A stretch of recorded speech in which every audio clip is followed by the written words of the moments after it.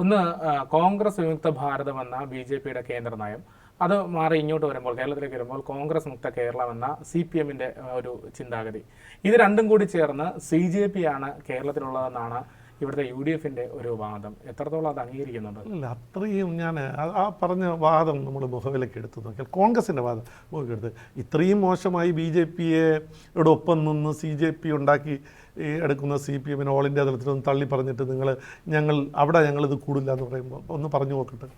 അതെന്താ പറയാത്തത്? ഈ സീതാറാം നമ്മുടെ യെച്ചൂരിയുടെ കാലഘട്ടത്തിലും അതുപോലെ തന്നെ പ്രകാശ് കാരാട്ടും സോണിയാഗാന്ധിയും രാഹുൽ ഗാന്ധിയും അപ്പുറം ഇപ്പുറത്ത് നിന്ന് കൈപിടിച്ച് മീറ്റിംഗ് നടത്തില്ല. അന്നൊന്നും വാ തുറന്ന് പറയാമല്ലോ കോൺഗ്രസ്സിന്, അല്ലെ സോണിയാഗാന്ധിക്ക്, നിങ്ങൾ കേരളത്തിൽ കാണിക്കുന്നത് തെറ്റാണ് എന്ന് പറയാത്തത്. അപ്പോൾ ഇതിൽ യാഥാർത്ഥ്യമില്ലല്ലോ. അപ്പോൾ അവരുടെ താല്പര്യങ്ങൾ സംരക്ഷിക്കാൻ കഴിഞ്ഞാൽ അത് ഇപ്പോൾ ഇങ്ങനൊരു കാര്യം പറയുന്നുണ്ട്. കേന്ദ്രത്തിൽ എന്തുകൊണ്ട് ഇവരിങ്ങനെ ഒരുമിച്ച് കൂടുന്നു? കാരണം കോൺഗ്രസ് സജീവമല്ല, ശക്തമല്ല. CPM അവിടെ ശക്തമല്ല. അവിടെ ഭാരതീയ ജനതാ പാർട്ടി ശക്തമാണ്. അപ്പോൾ ഭാരതീയ ജനതാ പാർട്ടിയെ എതിർക്കുന്നതിന് വേണ്ടിയിട്ട് ഞങ്ങൾ രണ്ടുപേരും ആവശ്യമാണ്.